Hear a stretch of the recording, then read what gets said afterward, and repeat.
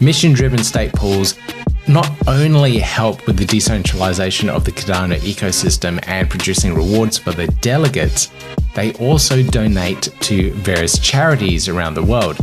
I have Brian Dill join me on this episode, this SPO highlight episode, to talk about his mission-driven stake pool.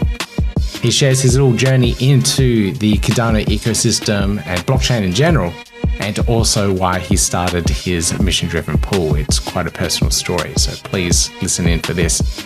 Now, if you like this type of content and want to support the show, please give us that thumbs up, hit the subscribe button, and hit the notification bell, and you'll hear more from us soon. Yeah, gotta do it like that. You've been listening to the Learn Cardano podcast. I have Brian Dill joining me on this podcast episode from Hero Stake Pool. Brian, thank you so much for joining me on this episode. It's a pleasure to have you here. Oh, it's a pleasure to be here. I was definitely looking forward to this today. So, all right, fantastic. Now let's get into some of these questions I have for you. First off, a general question that I asked for all of our interviewees: how did you get into cryptocurrencies, and specifically, how did you discover Cardano? Okay, well, that's an interesting story in its own right. So let's go back to the early part of 2017, and I'm in a Facebook group that collects baseball cards. Like, I'm a big baseball card collector, have been ever since I was a young kid. And I want to trade this guy for it was actually a Babe Ruth card, a graded Babe Ruth card. And he's like, oh, I take Bitcoin and Ethereum. And I'm like, okay, what's that? So that kind of got the ball rolling for me on cryptocurrencies. And I started doing a bunch of research. And once I started researching and learning what Bitcoin is and finding out what the value of it is and how it can literally, the technology behind Bitcoin can change the world. Maybe not so much Bitcoin, but the technology behind it. Yeah, fantastic. I think a lot of people's journey started back in that initial bull run back in 2017, and the excitement and smart contracts started launching back then on Ethereum. Did you get into many of the ICOs or anything like that back then? Yeah, I had no idea what I was doing. Okay. So I had never really invested in anything before in my life. So I was just throwing money at everything, thinking that I was going to be a billionaire, right? So definitely make sure that you're, when this happens on Cardano, make sure you're doing your research, because not every project will survive. Yeah, very much so. I'm still holding on to tokens, hoping Me too. that they'll turn around. But the bad part is it costs more in gas fees than the tokens are even worth to just move them, so they just can rot there on Uniswap, I guess. Yeah, precisely. That's one reason why I haven't tried the whole DeFi thing. It's do I want to move these tokens and spend like $200 USD of ETH just to move them? It's just not worth it. Yeah, I actually stopped using Ethereum DeFi about I guess it was probably about 4 months ago now. So for that exact reason, because, I'm not paying $150 to move $300 worth of tokens around. Like, it's asinine. It is ridiculous. All right. So how did you discover Cardano from here? Did you jump into the ICO back in 2017, or did you come across it later? No, actually, I didn't hear about Cardano until it was April of 2018. I was watching a Crypto Crow on YouTube, and he had mentioned the Charles Hoskinson's white video. So I went ahead and watched the white video, and well, here I am, right? Like, that was the beginning and the end of it all. I mean, when you start talking about research and scientific methods, and there's no one else in the space that has done anything at that, it just was a game changer for me. Yeah, the deep research and all the different parts of the research for the blockchain is what drew me in as well. So it's a very similar story. Yeah. Did you dive off during the great crypto winter, or did you stick around and were you quite active? I was quite active, actually. A lot of it was spent my time during 2018 and 2019 was just researching projects and learning what I was doing, because I was working full time. So it was more just me dabbling at that time, buying coins, thinking I was going to be a billionaire, and, didn't really know what I was doing until after that that crypto winter taught me a lot. Like, it taught me about the cycles of Bitcoin. So without that, I think I would be a lot less knowledgeable in the crypto space than I am right now. So it was definitely a time to learn. Oh, absolutely brilliant. So now you've started a stake pool recently. Can you tell us a little bit about the stake pool, about its mission in general, and probably a little bit of a background story about yourself as well? Yeah. So this could get a little bit long-winded, just so you know, but I'll kind of keep it as short as I possibly can. So back when the ITN first came out, I wanted to start a stake pool. I've wanted to start a stake pool since I got into Cardano and I knew what they were building. However, I didn't have the technical knowledge. So instead of just, jumping in and not knowing what I was doing, I figured, well, let's take a few months. Let's learn what you need to know and go from there. So it took me until Epoch 272 to feel that I was comfortable and ready to open a stake pool and be able to take care of my delegators' delegation, because to me, if they delegate to me, they're investing in me. So I need to know what I'm doing. So I took a lot of time to read and watch video. I really didn't know much about Linux, so it took me some time to learn all that. And I mean, I've always been a self-learner. I learn really quick by reading. I'm a reading learner. So it was very helpful for me to take that time in between the ITN and when I actually did open my stake pool to learn what I was doing. It made me feel more comfortable. So that was kind of the story behind why it took me so long to open one instead of getting it started right away. The reason behind the stake pool, it's hero pool because I'm a volunteer fireman. Right about the same time I was getting into crypto, I was just getting into the volunteer fireman world, which my little brother had gotten me a part of. He was a fireman since he was 32 at the time, or a little younger than that, 30 at the time. He had been in the service since he was 16 years old. So, and he came up to me one day and said, "Hey, I know you're looking for a place to volunteer and help out, and we need help." So immediately I just said, okay, what do I need to do? Where do I need to go from here? So I became a volunteer fireman. Go ahead to the year 2000, and my little brother was murdered, and it changed my life forever. So I decided to kind of play. I wanted to make the pool kind of off of the things that he did in life. He was a volunteer. He loved to help charities. He loved to help people.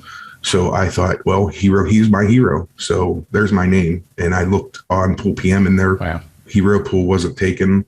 So I figured I need to jump on that. And as a volunteer fireman, I know how hard it is for volunteers to get funding to buy equipment or anything like that.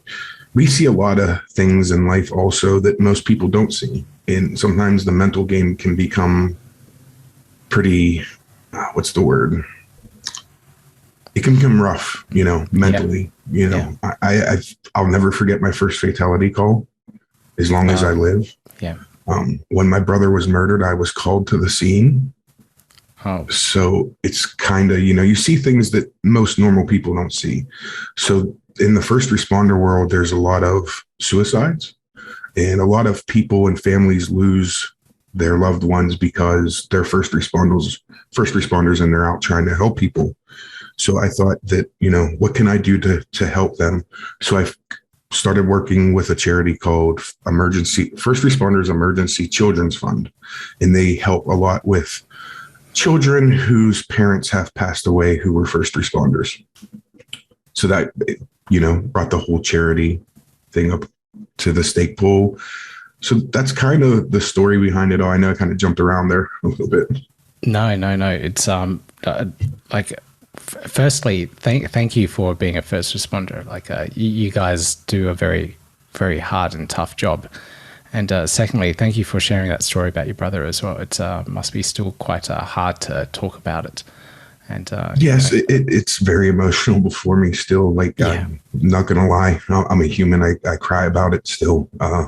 And to be the fact that I got called out to the scene, it makes it even worse because I don't think anybody should have to ever go through that, Yeah. Now, granted, I got pulled away from it and everything, my brothers and sisters who are firemen wouldn't, let me go into anything that they don't think that I should, but it's still very fresh in my head. Yeah, wow. And the pool is now created essentially in his memory, and you're helping in other people and other families that have not fall victim, but that have these similar situations.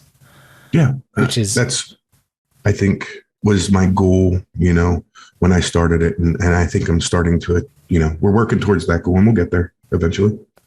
Wow, very commendable. It's a very fantastic mission for the pool, and a very good use for a mission-driven stake pool in the Cardano ecosystem as well. We see a lot of these mission-driven pools, and this one is definitely a really cool idea.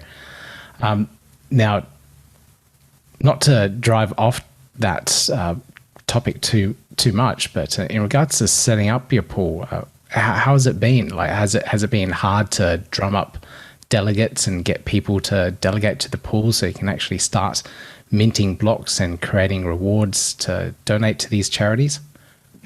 Well, luckily I was around early, so I have a decent sized pledge of about 100,000 ADA, which really helps. It's hard for newer pools at this time to be able to pledge that amount because of the price of ADA. So I was lucky enough to be around to get a decent stake to put towards my pledge. And I've also been around for a while. I had some friends who I've gotten to Cardano, and obviously they staked with me. So that has helped. Amanda from Deadpool has been a huge help with trying to get small pools out there. And she's working with me to help get delegation. So I appreciate that. Thank you, Amanda. She does a lot of lifting, I think, of a lot of small pools, which is absolutely fantastic.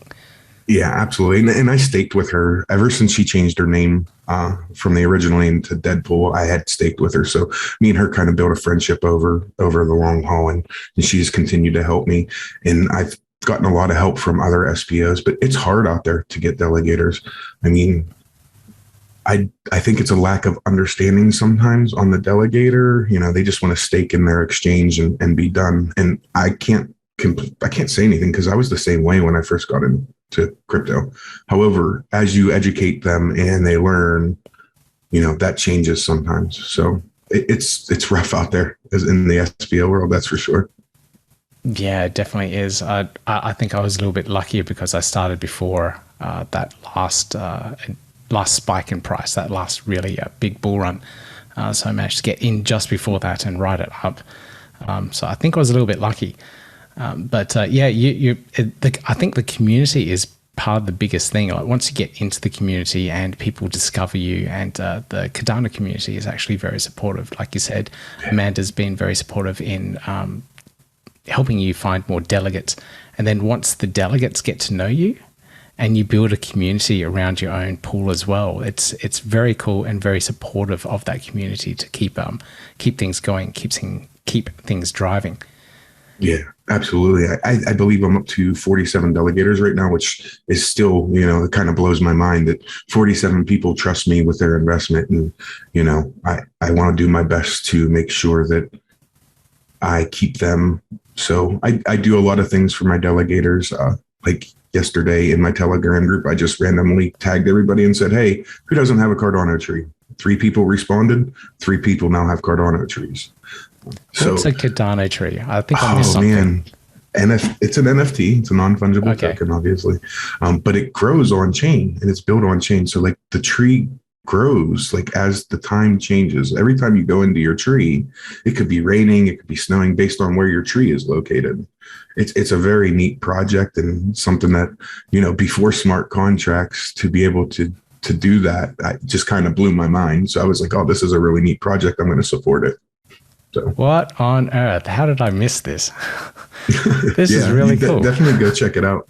Even if you just go to Pool PM and look at somebody's tree that has one, it's amazing what they kind of did. Like the tree's fruit, they leave, it snows, it rains, depending on what part of the earth the tree is on. Okay. They have longitude and latitude. You can actually type into Google Maps and I actually found my tree right where their freaking longitude and latitude was. So like, how amazing is that? Right. Okay. All right. That's amazing. That's really cool. I'll check that one out. Thank you for pointing that one out. It sounds like a really cool project. And now, also every tree that was sold, they're planting a tree. So, you know what I mean? Like, Yeah. right down Cardano's path of, you know, green energy, trying to change the world. So I definitely supported that project. Absolutely I kind of fantastic. aped in. I love that term as well. All right. So I've noticed that your pool's actually minted a few blocks now too. So it looks like you're on a good steady growth. So those 47 delegates, a nice steady growth of delegation to your pool, and you've minted 3 blocks. Is that correct? That is correct, sir. I have minted 3 blocks, and it was kind of funny because I was looking at a delegator who had spent their time since I've got into Cardano, and they delegated with me from the first epoch, versus their last pool who had 42 million stake. And I'm just looking to see, you know, let me compare my stake, their reward story for me versus when they were with this bigger pool. And the same time frame, actually a longer time frame with the bigger pool, they made less rewards than they did with me as a small pool. I don't hit blocks every epoch. There may be 3 or 4 that I don't, but when I do hit them, it's a big percentage reward payout usually. So sometimes it pays to stake with a small pool versus a big pool. Just because they're creating blocks every epoch doesn't mean anything. I mean, my luck goes through the roof when I hit a block. Yeah, my pool size is a little bit larger than yours. We're just almost at the 11 million mark, but our luck rate goes up and down like crazy. One epoch would get 140% luck rate, and we're minting blocks and we're really happy and excited. And then the next we're at 40%. So it's crazy. I think the whole luck factor just is crazy, because I think sometimes that scares delegators also, because you're like, yeah, well, he has 11 million. Why isn't he creating block? Is he missing blocks? Is his server down? But it's not that. It's just, hey, I was only assigned, 2 of the 4 that I was supposed to get, or whatever the case may be. So sometimes I think that hurts SPOs. Yeah, especially explain that to people also. Yeah, it's hard. It is very hard. It's looking at those graphs on ADAPools.org, for example, and you can see the blocks go up and down, and then some blocks it goes to 0, and people don't understand what's going on. Why aren't you getting all the blocks that you're supposed to be getting, just like you said?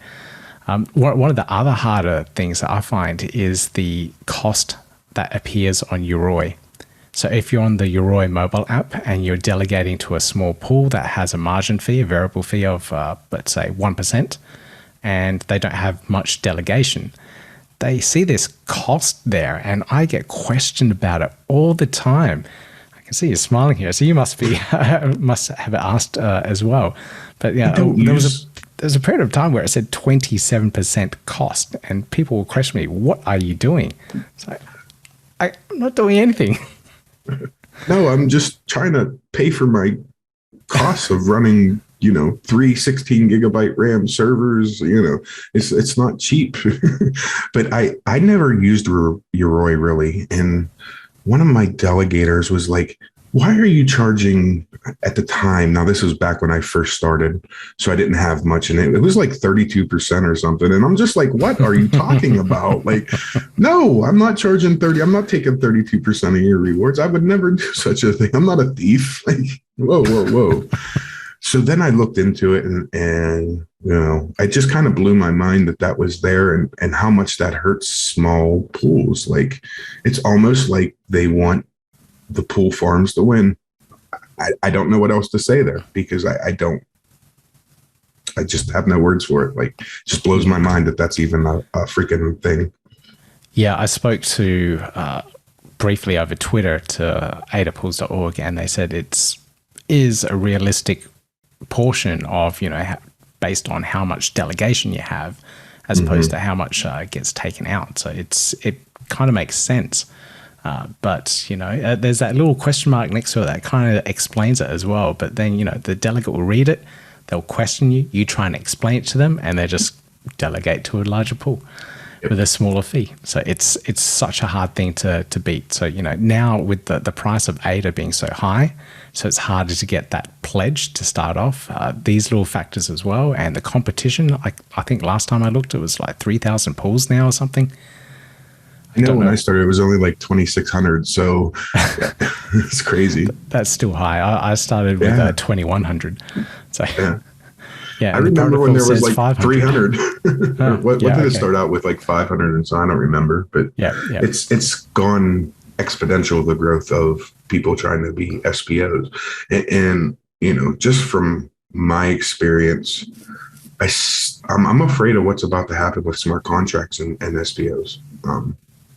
I see these Raspberry Pis running on 8 gigabytes, and maybe they figured a workaround. I don't know, but I know you're not going to be able to run 8 gigabytes here soon. It's just your RAM is going to get destroyed. Yep. And maybe there's a workaround that I don't know about, but these are the things that I sit and think, like all these people that are running 8 gigabytes, or, you know, I've heard stories of even less. So I don't know how, like that's my Raspberry Pi there, and you can see it's no longer connected, and there's a reason for that. It failed so many times. Like even with 8 gig RAM early on in the setup, it wasn't handling it. I was using swap files on the SSD, the NVM drive, and it just couldn't handle it. So it's I don't know how they're going to do it. Or these Armada Alliance pools that I don't know if they can, or maybe they'll do some strange hybrid mix of things to make it work, but we'll see. Yeah, I'm interested to see what happens there, because talking to some other SPOs who've been around since, you know, forever, they're guesstimating 20% of pools are going to drop offline because they're not ready. Their hardware is not ready for smart contracts. Interesting. Was that even cloud-based ones that were, you know? Yes, it just kind of general didn't upgrade. Yeah. Yeah. And we talked about it, and I think said, why do you think that is? And the answer that I got back from everybody that I talked to is, you know, they're trying to keep costs as low as they can. You know, sometimes greed is powerful. You know. Mm-hmm. And then you start missing blocks, and other pools pick them up, and then you suddenly realize, and you kind of work out your cost benefit ratio, and is it worth keeping things running? Yep, exactly. Yeah. I mean, so I'm looking to see what happens, you know, come here in the next few weeks. All right. We'll see what happens. All right. So some other things that you do for the Cardano community, you run a couple of Twitter Spaces, maybe quite a few Twitter Spaces. What is the story behind this?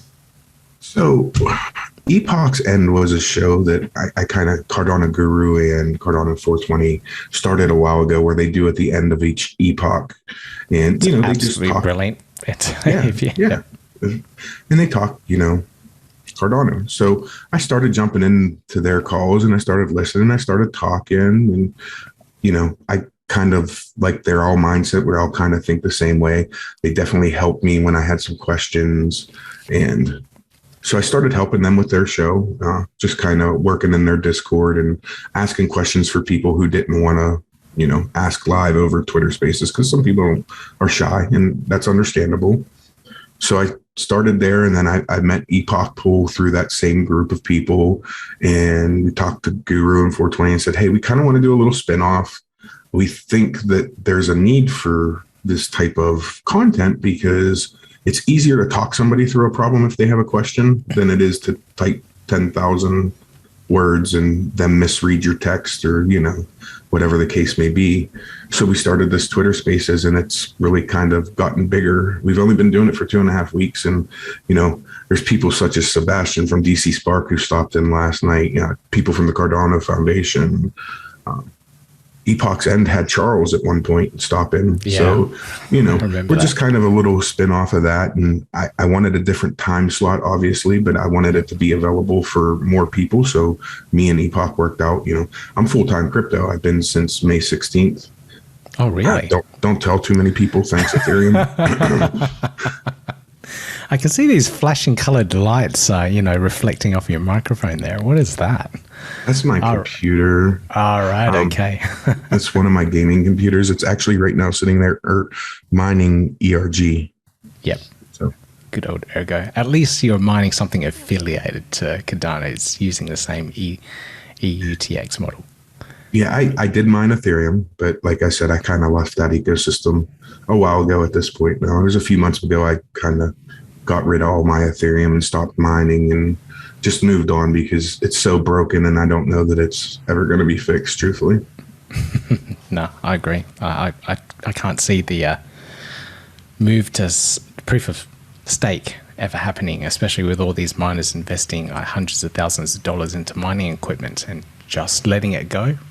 Can't see it happening. I've been hearing about ETH2 since 2017. So yeah, I know. You know, I know what it's I'll like. wait and see. I'm not saying that it's not going to be successful because it probably will be. I don't know that you can replace the wheels on a moving vehicle. Sometimes it's hard. Yep. We'll see what happens. Okay, so in regards to your spaces that you run, what's the schedule for it? So if people were wanting to check it out, like how do they catch one of your shows? Okay, so we are on Monday through Friday, 9:30 Eastern Standard Time to 11:30 Eastern Standard Time. So it's about a 2-hour time slot. It's called Cardano over coffee because it's early morning where I am right now. I'm on the East Coast. So I like to drink my coffee and I like to talk Cardano. So come hang out. Maybe we'll learn something together. It's about building the community and teaching people. I don't know everything, but I know a lot of people in the community. So maybe I can point you in the direction to get a question answered. I'm here to help. That's kind of what I like to do. I like to help people. I mean, I think that's evident with me being a volunteer fireman. It's just kind of part of who I am. So I thought this was a great way to help some new people. And plus I can't even tell you how much I've learned over the last 2.5 weeks. You get people like, Sebastian or, these engineers and these mathematicians and they're talking and my mind sometimes gets blown and I stop talking and everybody's like, oh, what's going on here? Like, I'm just like trying to process it all. No, I totally agree. I watch Sebastian's YouTube videos trying to explain certain concepts. I'm like, hang on, rewind, start again. Yeah. What did he just say? Yeah, just really got to take it in, understand. But I'll put all the links to that. I'll put the links to your stake pool on the description of the YouTube video, onto the your Twitter account, also in the description as well, so people can catch the spaces. Now, I'll just end off with one question. Maybe it's a little bit of a hard question, but what is the future of all these small stake pools, and especially the charity model, the mission-driven pools? Will it last? Will it stay? That's a rough one, man. I know, that's why I asked it. It's a good question. So regardless of what happens to other pools, I'm not going anywhere. So speaking for myself, I don't care if I have to run at a negative forever. It doesn't matter to me. I'm here to help the community and help the network. Now, with that said, when big businesses and corporations start to come into Cardano over the next few months, it's going to get extremely challenging for small pools. If you don't have any marketing skills or, something that you're doing for the community, you may be in a little bit more trouble than you're expecting because they're coming. It's going to happen. You're going to have these whales from Ethereum and other projects starting to come over to Cardano. And I can guarantee you they're going to want to start a stake pool or, whatever. These corporations are going to start buying Cardano. They're going to want to start their own stake pool, right? I mean, you can't have you can't run certain businesses without owning a lot of the asset because you're going to be using it. And, what's better than just running your own stake pool and advertising it? I mean, think about if Google started a stake pool, right? Yeah. And who knows what it's possible. They could if they wanted. Could you imagine what that could do to even your pool farms that you have right now? Mm-hmm. I mean, it would obliterate them. Like there would be nobody left other than them. So it's going to be game changing. It's going to be interesting to see what happens. I think the community is very strong. I think that small pools will survive. Some won't. I think the charity-driven pools, some will survive, some won't. I think it just depends on the operator and what they do to make themselves different than other pools and, these other corporations that are going to be coming into the system. Right. Very interesting. Thank you for your insights, and thank you for sharing your story about your stake pool as well. Its mission, and thank you for all your volunteer work as well in as a first responder. It's very commendable of you. Thank you. I'm just trying to do my job, and that's my job. So I appreciate, the kind words, and I appreciate you having me on. Definitely always fun to chat Cardano, that's for sure. Yeah, I have a feeling I can.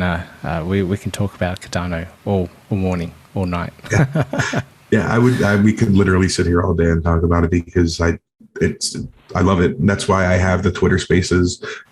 I randomly run them at night sometimes too, just because I'm bored and I want to talk Cardano because I'm sitting here researching and I find something and I'm like, I got to talk to somebody about this. So keep an eye out for it. You never know. Okay, so I'll encourage everyone to check out herostakepool.com where they can find out more information about yourself, your stake pool. Thank you, Brian, for joining me on this episode. It's been an absolute pleasure. Thank you, man. I really appreciate it. Again, I'd like to thank Brian for joining me on this episode, and make sure you check out these Twitter Spaces. They're actually really cool. So if you're not on Twitter at the moment, sign up for a Twitter account, check it out.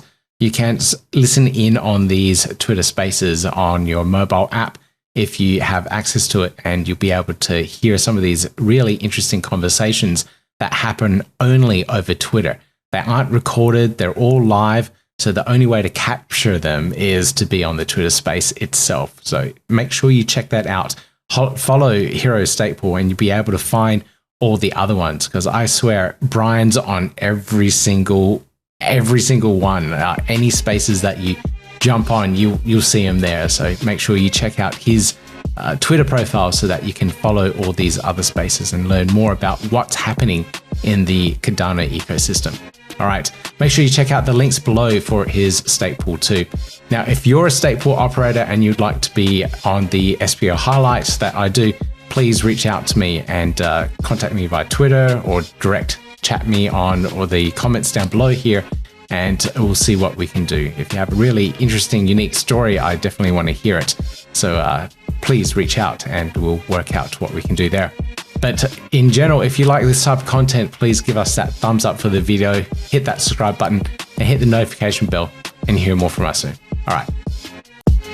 Yeah, gotta do it like that. You've been listening to the Learn Cardano podcast. Gotta get it hype. Crypto is what we like, but this is not investment or financial advice. Gotta do your research, cause it's risky. We know it is. This show is educational and it's informative. Crypto's the future, really, it ain't no debating.